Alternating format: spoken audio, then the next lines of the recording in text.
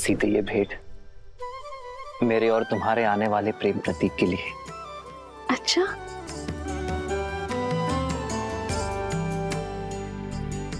संसार में आने से पहले ही इसने आपका प्रेम भी बांट लिया। हाँ, मैंने तो बांटा है, पर कदाचित तुम मां बनने के पश्चात मेरे साथ अन्याय ना कर बैठना। संतान को लेकर स्त्रियां कई बार अपने पति के साथ अन्याय कर बैठती। वो तो है। आइए देखते हैं कि आप इसके लिए क्या लाए हैं।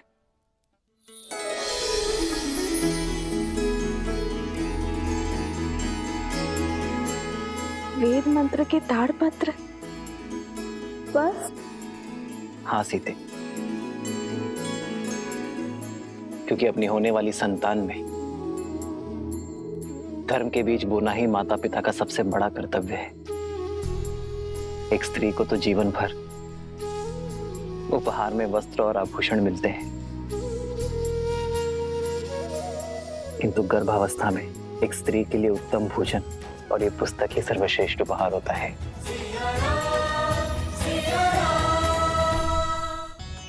आज जो संस्कार हम अपनी होने वाली संतान में डालेंगे, वही संस्कार इस समाज और इस संसार को उज्जवल बनाएंगे सीते। हमारी ये नई यात्रा आज आरंभ हो चुकी है। ये मंत्र और हमारी शिक्षा हमारी होने वाली संतान को उच्च आचरण देंगे। जो धर्म नारी को सर्वोपरि मानता है, उनका सम्मान करना सिखाएंगे। नारी माता, बहन, गृहिणी का सम्मान करना अति आवश्यक है सीते। उन पर अन्याय और अत्याचार करना महापाप है। इस विचार का प्रचार और प्रभाव केवल हमारी होने वाली संतान पर ही नहीं, संपूर्ण समाज पर होना चाहिए सीते। आज तक मुझे मिली हर भेंट से अधिक अनमोल आपका दिया ये उपहार है आर्य। इसे पाना मेरा सौभाग्य है और मैं वचन देती हूँ आप हमारी संतान सदा धर्म और न्याय का संस्कार पाएगी, नारी का सम्मान करेंगे और उसका प्रचार और प्रभाव समाज पर डालेगी। राम सिया राम जय जय राम, राम सिया राम जय जय राम।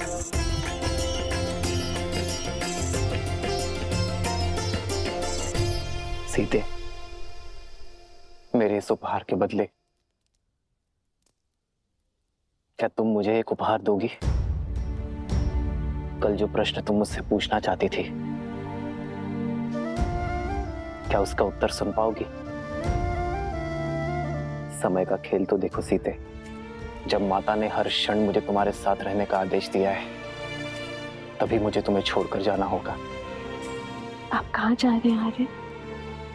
एक राजा का कर्तव्य निभाने, अपने राज्य के लिए युद्ध लड़ने।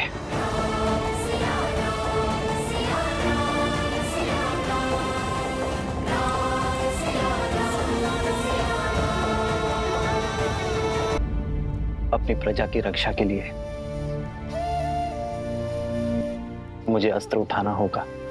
जिसके पास धर्म और न्याय की ढाल हो, उसे अधर्म का कोई वार नहीं हरा सकता। मुझे विश्वास है कि विजय आपकी ही होगी आर्य। और रही बात हमारे साथ की, तो माता पिता का कर्तव्य संतान को भविष्य के लिए सच करना भी तो है ना। इसे धर्म और न्याय के जीते जागते उदाहरण से आपसे सीखना होगा कि ये राजा रामचंद्र का पुत्र है।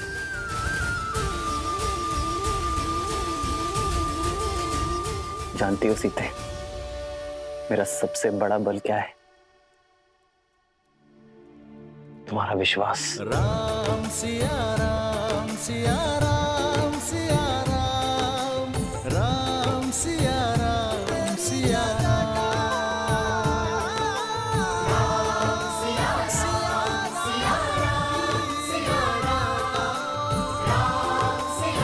अयोध्या के नए युवराज आने को हैं। कितना शुभ समाचार है ना। हाँ, ईश्वर करे महारानी और उनकी संतान को सुखी रखे एकदम। बहुत शुभ समाचार है सच में। कितनी खुशी की बात है ना ये।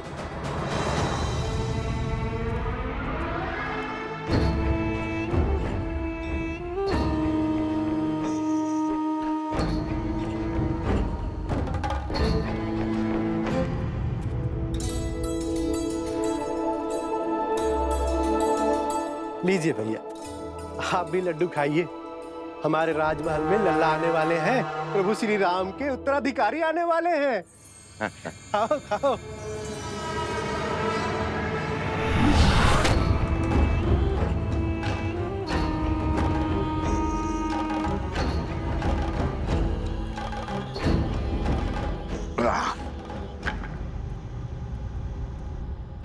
भैया, क्या ये सत्य है?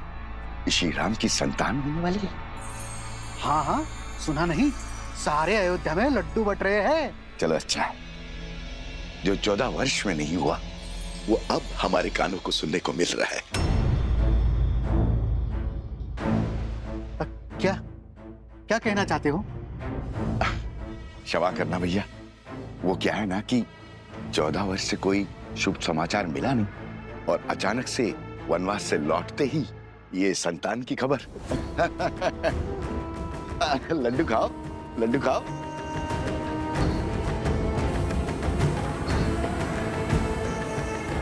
किसने अयोध्या की गरिमा पर इतना बड़ा घोर लांछन लगाया है? किसने उनके गरिमा का वध किया? किसने? सामने आओ, अभी मैं उसकी जीवा काट लूंगा। मारो, मारो मुझे, मारो। क्षमा के योग्य नहीं हूं मैं। बचपन में माता मारती थी, बड़ा हुआ तो मित्र मारने लग गए। इस जीवा के कारण ये स्थिर नहीं रहती है, कहीं पे कुछ भी बोल देता हूं मैं। घोर अपराध हो गया, मुझे स्वयं को दंड देना होगा। मैं स्वयं को दंड दूंगा। दंड देना होगा, दंड देना होगा, दंड देना होगा, दंड देना होगा, दंड देना होगा। ए रुको, रुको।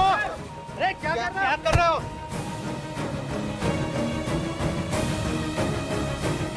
श्री राम और अयोध्या से प्रेम ही इतना है, सुख के समय पे भी तर्क खोजने लग गया।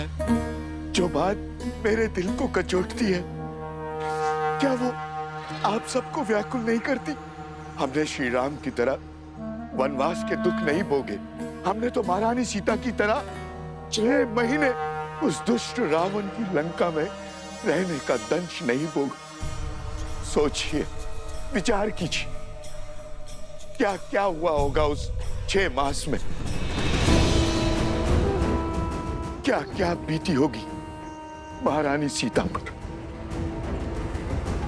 क्या ये विचार आपको व्याकुल नहीं करता?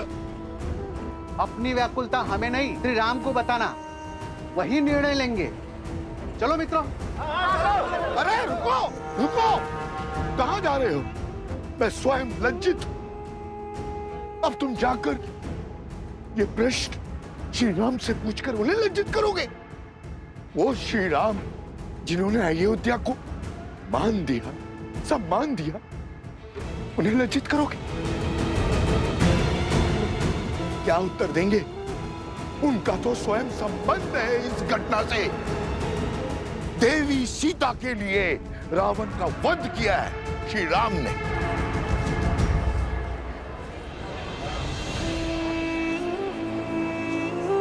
हाँ, यदि शंका है तो किसी धर्मात्मा विद्वान से पूछते हैं। तो फिर मंदिर के पुजारी जी के पास चलते हैं, वो विद्वान भी है और धर्मात्मा भी, वही इसका उचित समाधान देंगे। ये उचित? बिल्कुल। हाँ, क्यों भाइयों? बिल्कुल हाँ, सही हाँ। बोल।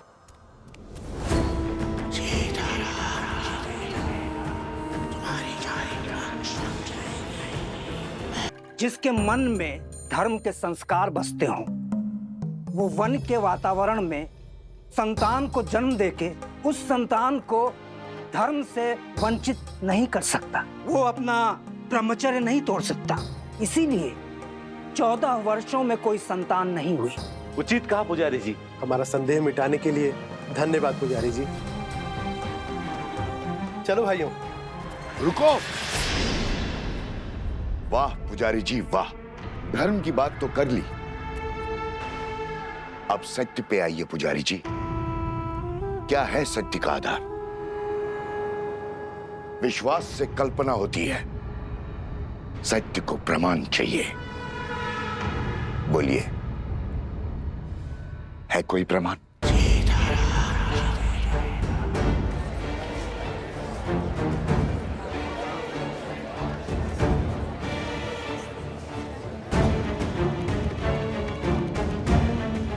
क्या हुआ पुजारी जी? सत्य की आंधी ने विश्वास का आवरण उड़ा दिया। अरे अभी समय ही कितना हुआ है वनवास से वापस लौटे हुए। एक ने कही, दूजे ने मानी, बस वही दो ज्ञानी।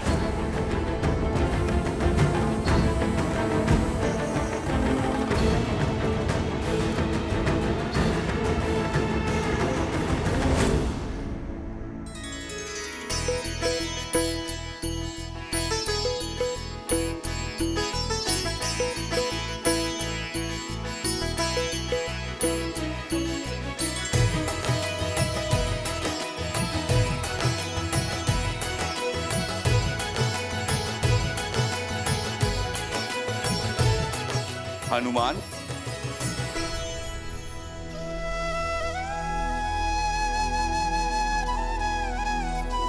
वाह हनुमान, तुमने स्वयं के साथ साथ बाकी सबको भी व्यस्त करके रखा हुआ। प्रभु श्री राम युद्ध के लिए प्रस्थान करेंगे अब। अच्छा है महाराज, मेरा तो बैठे बैठे ये शरीर ही अकड़ गया था। परंतु हनुमान, इस युद्ध में वानर सेना भाग नहीं ले सकती, ये स्वयं श्री राम ने कहा है। आप निश्चिंत रहिए महाराज, मेरे होते वानर वीरों की कमी खलेगी नहीं प्रभु को। हनुमान, तुम समझ नहीं रहे हो। महाराज, मैं तो सब समझ रहा हूँ। बंधन में तो वानर सेना है, प्रभु राम का ये सेवक हनुमान नहीं।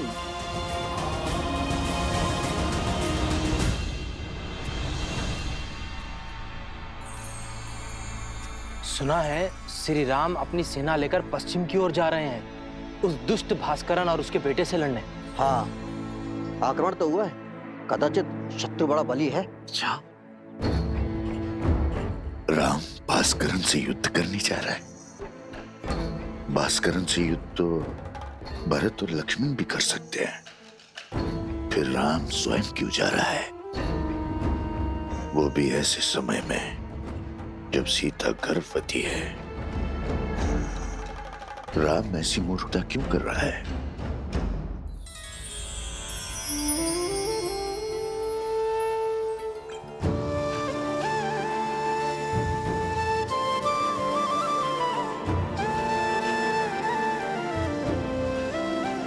बैठो सीता, देखो हमने अपने हाथों से तुम्हारे लिए भोजन बनाया है, खाओ। इतना सब कहाँ? अब तुम एक नहीं दो हो। तुम्हें हमारे आने वाले पौत्र के विषय में भी तो सोचना है। होने वाले शिशु के लिए पोषण अति आवश्यक है, ग्रहण करो।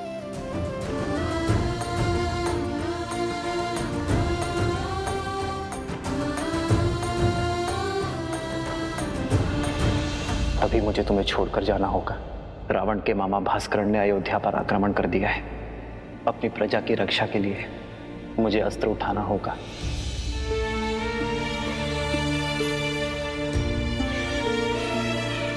देखने भर से पेट नहीं भरेगा पुत्री। माता, मेरा कुछ खाने का मन नहीं।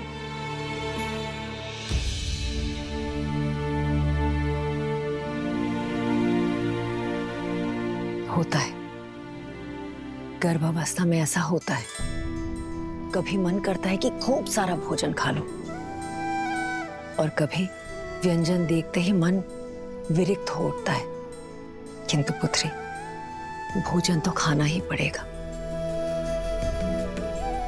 गर्भावस्था में माता को अधिक ऊर्जा की आवश्यकता होती है। खा ले पुत्री। जितना मन भाए उतना खाओ। ये लो। नहीं माँ, मन नहीं है। दीदी, होने वाली संतान तो अभी से राम के गुण दिखा रही है। स्मरण है आपको, जब राम छोटा था तो कितनी हट किया करता था, ये भोजन खाना है, वो व्यंजन नहीं करना। रात्रि में उठ कर मुझसे व्यंजन बनवाया करता था और मैं रात्रि में उठ कर उसके लिए राजभोग बनाया करती थी। स्मरण है दीदी? हाँ, याद है।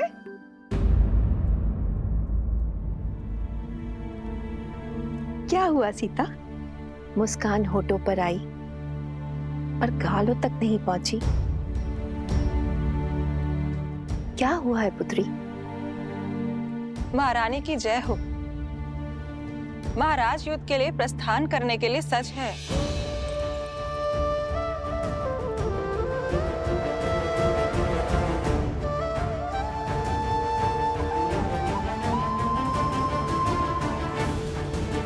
मैं समझी क्यों अनबनी हो तुम। ऐसी दशा में कोई स्त्री नहीं चाहेगी कि उसका पति उससे दूर जाए, पर अभ्यास करना होगा। एक राजा का कर्तव्य है कि संकट में उसकी प्रजा की रक्षा करना, और एक रानी का आभूषण है उसका साहस। अब जाओ, राम को रघुकुल रानी की भांति विदा करो। जाओ।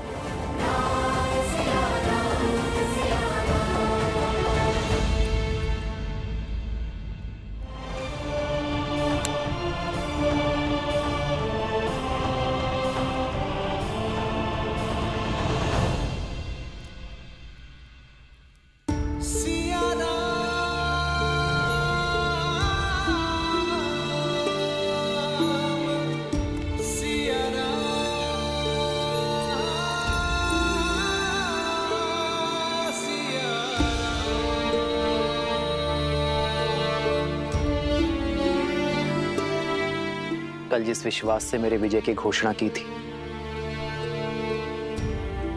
आज उस मुख पर इतनी चिंता क्यों सीते?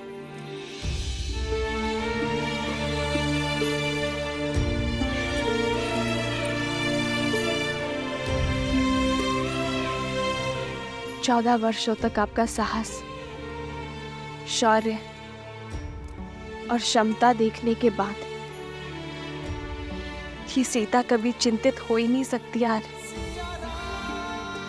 परंतु एक होने वाली माँ का स्वप्न बिगड़ जाने का शोक अवश्य है। इतने वियोग के पश्चात सोचा था कि अब आपसे कभी दूर नहीं रहूंगी, पर कर्तव्य आपको फिर हमसे दूर कर रहा है। कर्तव्य राम और सीता को कभी दूर कर ही नहीं सकता सीते। कर्तव्य तो हमें जोड़ता है। जानती हूँ, पर ये इससे वियोग क्यों आ रहा है? इस समय आपको इसके साथ होना चाहिए था।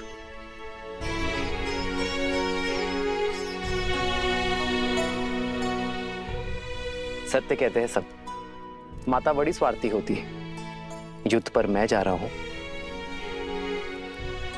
और चिंता तुम्हें अपनी संतान की है।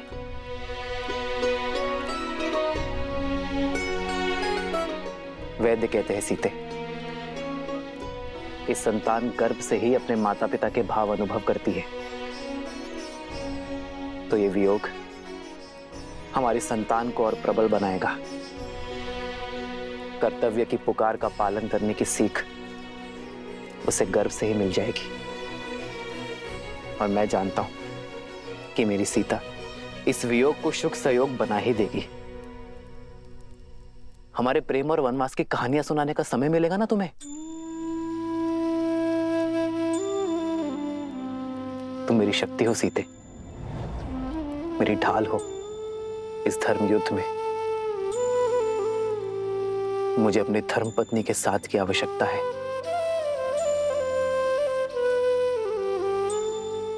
तो ये पल सदा आपके साथ रहेगा आर्यन।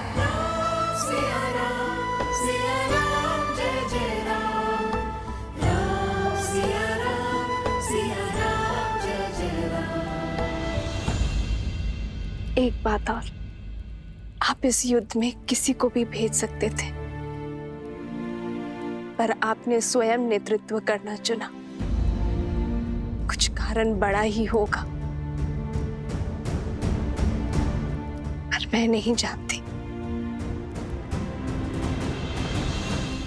पर कामना करूंगी कि आप मंतव्य में सफल हो। खड़ग की धार ये पथ मर्यादा पर चलते जग हित रघुनंदन। मेरे लिए विजय होकर लौटना आ रहा है।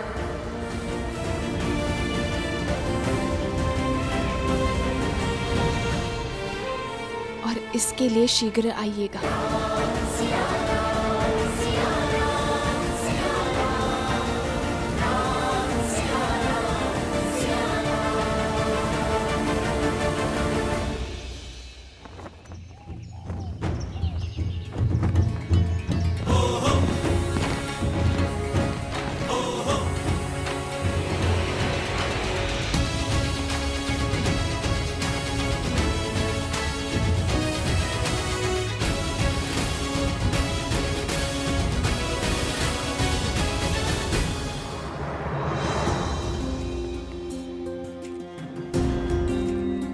स्वस्ति राम, विजय भव लक्ष्मण।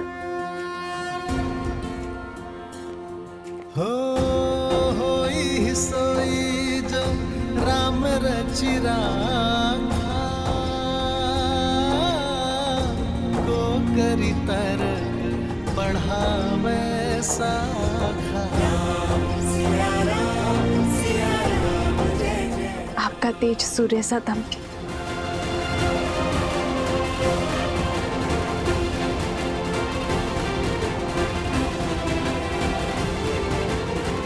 विजयी भव, विजयी भव। राम, तुम्हें शीघ्र ही राजमहल लौटना होगा। सीता के पुनः सावन संस्कार के लिए तुम्हें यहाँ होना अनिवार्य है। अवश्य मां।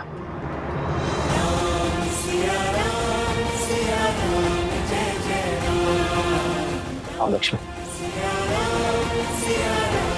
सियावर रामचंद्र की, सियावर रामचंद्र की, सियावर रामचंद्र की, सियावर रामचंद्र की, सियावर रामचंद्र की, सियावर रामचंद्र की, सियावर रामचंद्र की।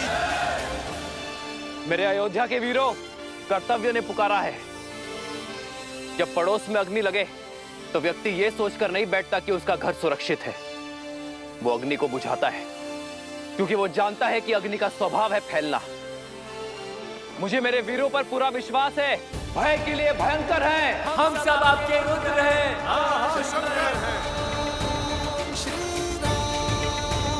राजा राम श्री राम। मित्र, ये मुख मोड़कर मत जाइए। वानर सेना ना सही प्रभु, हमें अपने साथ ले चलिए। जो हृदय में बसते उनसे मुख नहीं मोड़ा जाता मित्र। मैं आपको छोड़कर नहीं जा रहा हूं, बल्कि आपके कंधों पर एक बहुत बड़ा उत्तरदायित्व देकर जा रहा हूं। जब मैं वहां युद्ध लड़ूंगा तब आप यहां अयोध्या का भार संभालेंगे, और जब आपके प्रस्थान करने का समय आ जाएगा हम युद्ध से लौटकर आ चुके होंगे।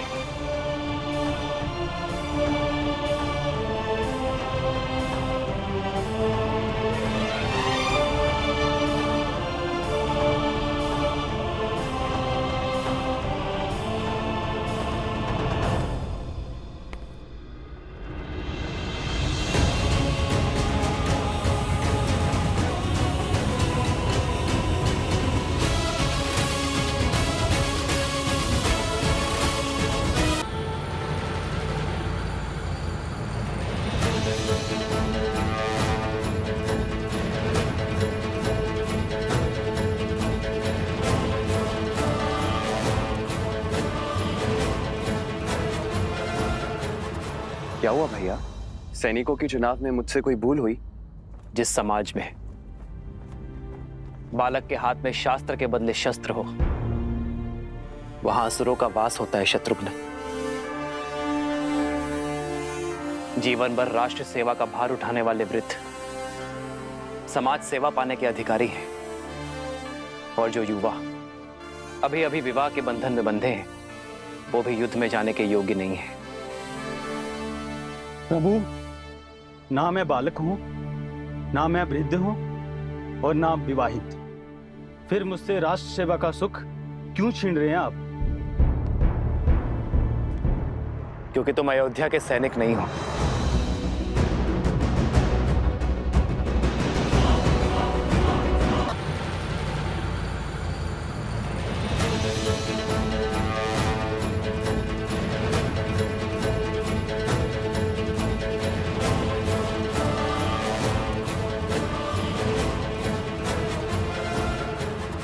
क्या हुआ भैया? सैनिकों के चुनाव में मुझसे कोई भूल हुई? जिस समाज में बालक के हाथ में शास्त्र के बदले शस्त्र हो, वहां असुरों का वास होता है शत्रुघ्न। जीवन भर राष्ट्र सेवा का भार उठाने वाले वृद्ध समाज सेवा पाने के अधिकारी हैं, और जो युवा अभी अभी विवाह के बंधन में बंधे हैं, वो भी युद्ध में जाने के योग्य नहीं है। प्रभु, ना मैं बालक हूं, ना मैं वृद्ध हूं, और ना आप विवाहित। फिर मुझसे राष्ट्र सेवा का सुख क्यों छीन रहे हैं आप? क्योंकि तुम अयोध्या के सैनिक नहीं हो।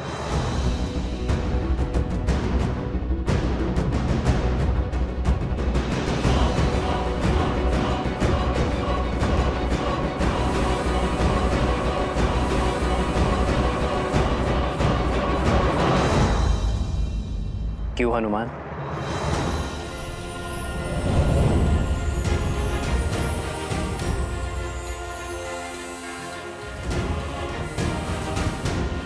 प्रभु, प्रभु, प्रभु, मैं अयोध्या का सैनिक नहीं हूं, इसलिए आप मुझे छोड़ के जा रहे हैं।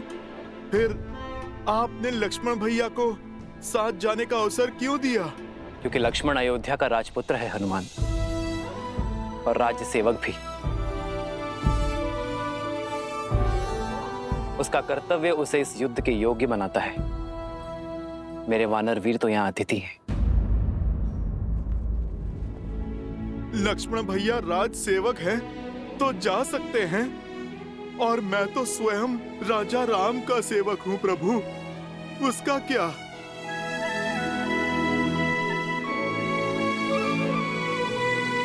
प्रभु, रघुवंशी कभी ना वचन तोड़ते हैं और ना ही भूलते हैं।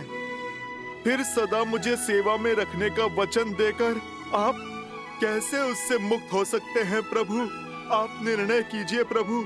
हनुमान क्या है, वानर या भक्त? तुम मम प्रिय भरत ही सम भाई कह के गले लगाया आपने, और अब आप प्रभु अतिथि कहकर दूर कर रहे हैं। ठीक है प्रभु, आप तो राजा हैं, बड़े दायित्व हैं आप पर प्रभु मेरा तो एक ही दायित्व है, अपने प्रभु श्री राम की सेवा। नहीं प्रभु, मैं उससे विमुख नहीं हो सकता। प्रभु, मैं आपके बिना जी नहीं पाऊंगा, नहीं जी पाऊंगा आपके बिना प्रभु। प्रभु, प्रभु आप मान जाइए ना प्रभु, आप ले चलिए ना मुझे अपने साथ प्रभु। प्रभु आप मान जाइए प्रभु, ले चलिए ना मुझे अपने साथ प्रभु। हनुमान उठो।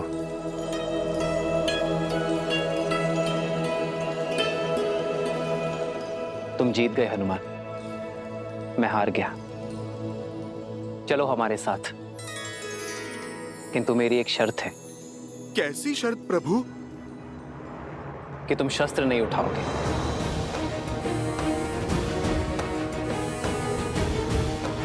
तुम्हारी हट मेरे साथ चलने की थी, वो पूरी हुई, किंतु युद्ध में चाहे जैसी भी स्थिति हो, तुम अस्त्र शस्त्र का उपयोग नहीं करोगे। स्वीकार है प्रभु, स्वीकार है।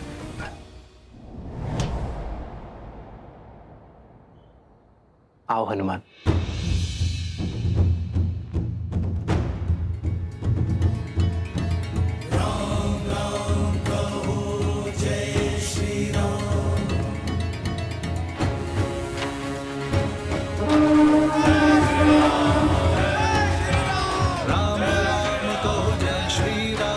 दशरथ नंदन राजा राम, राम नाम भजते हनुमान, अवध बिहारी राजा राम। जय श्री राम, जय श्री राम, जय श्री राम, जय श्री राम, जय श्री राम, जय श्री राम, जय श्री राम। राम सत्य में युद्ध पर स्वयं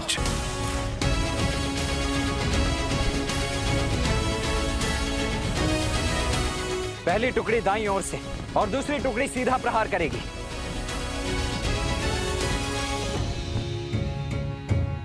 सारथी रोको।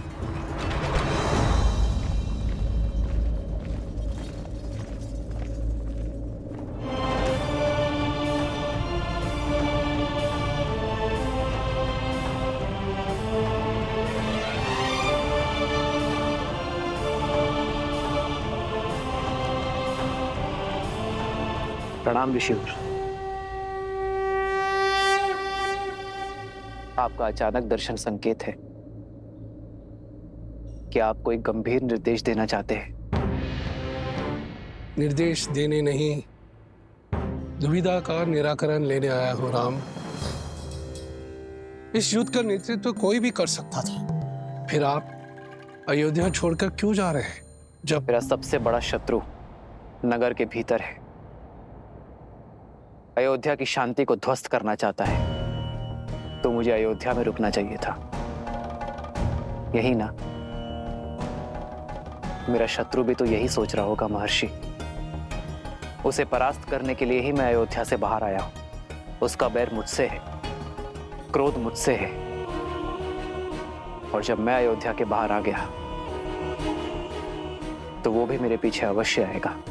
मैं भास्करण से युद्ध करने जा रहा हूं महर्षि। युद्ध में भले ही भास्करण से करने निकला हूं, किंतु भास्करण और संहार दमन केवल मेरे लिए माध्यम है। सहस्त्र रावण भास्कर्ण का भाई है महर्षि। भास्कर्ण को कष्ट में देखकर उसे भी कष्ट अवश्य होगा। उसका कष्ट सहस्त्र रावण को अवश्य खींच लाएगा। आपके शौर्य पर संदेह नहीं है श्री राम। भय है आपके वास्तविक शत्रु सहस्त्रमुख रावण का, जो अपने अनंत मुखों से अनंत असत्य बोलता रहता है, और बार बार असत्य बोलते रहने से असत्य भी सत्य प्रतीत होने लगता है। उसमें आप ही की सेना को आपके विरुद्ध कर देने का सामर्थ्य है।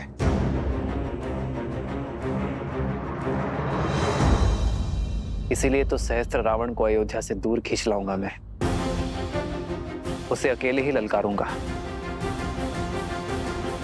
ताकि वो मेरी अयोध्या में असत्य का विष नहीं घोल पाएगा। और इसमें आपके प्राणों का संकट है। अपनी प्रजा के हित के लिए राम को मृत्यु भी स्वीकार है।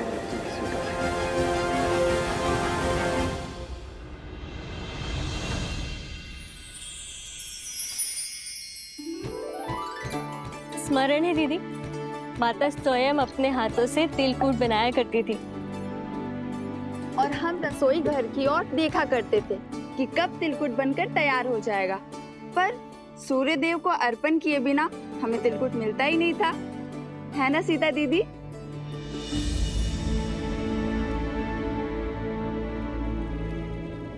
कहाँ खो गई दीदी?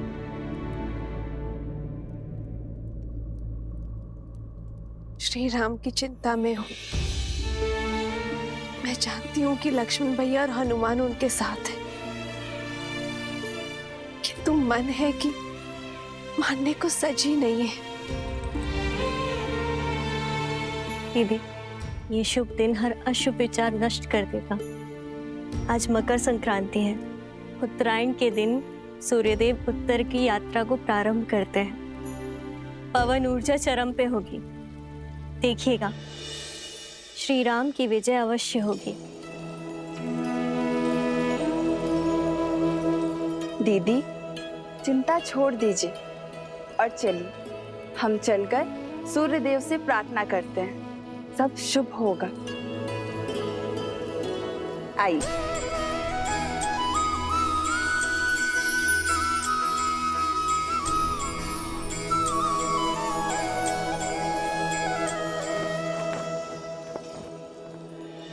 हो माघ मकर गत रवि जब होई, तीरथ पति ही आव सब कोई।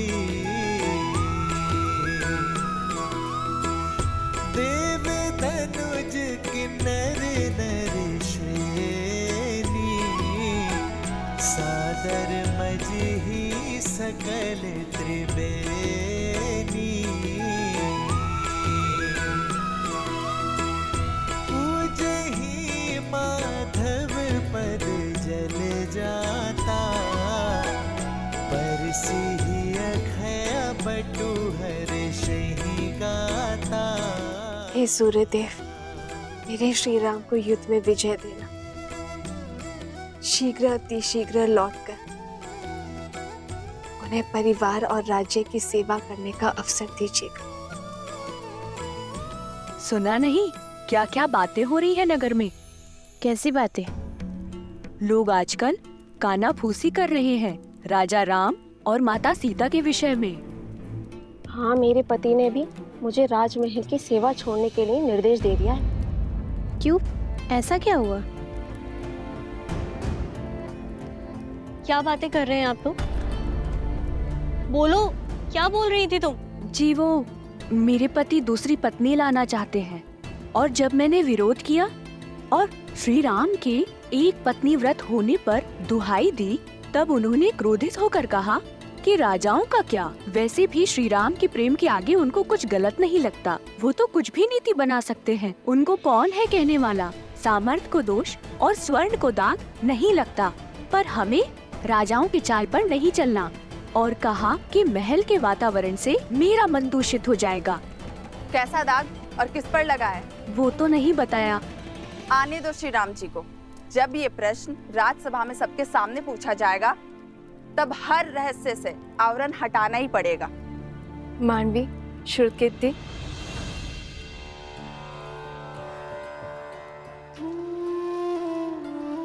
राजभवन में जाके माताओं को प्रसाद नहीं देना।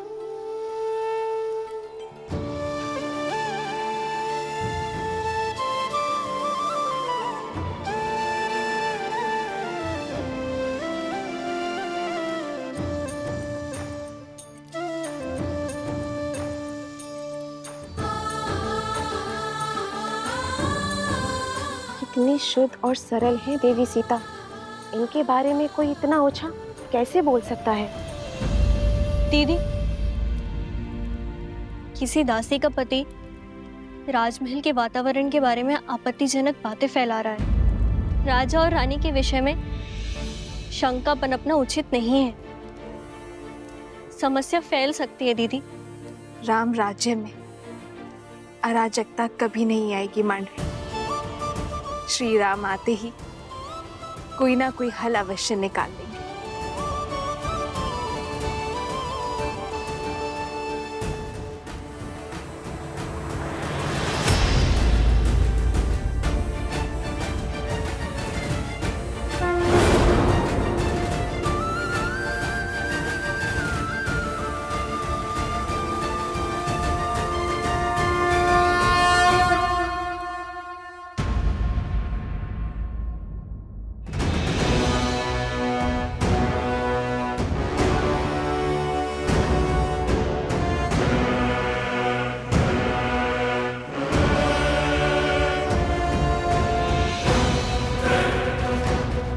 भास्करण, आक्रमण से पूर्व अवसर दे रहा हूं। अपने आतंक का अंत करो और लौट जाओ। अभी तक तो आतंक का आरंभ भी नहीं हुआ है राम। और जहां तक रही अंत की बात, यदि मैं समय रहते लंका पहुंच गया होता तो युद्ध का अंत कुछ और ही होता। वही तुम्हारे रक्त से सागर को रंग देता। जो काम तब न हुआ वो अब होगा। इस रणभूमि में मैं तुम्हारा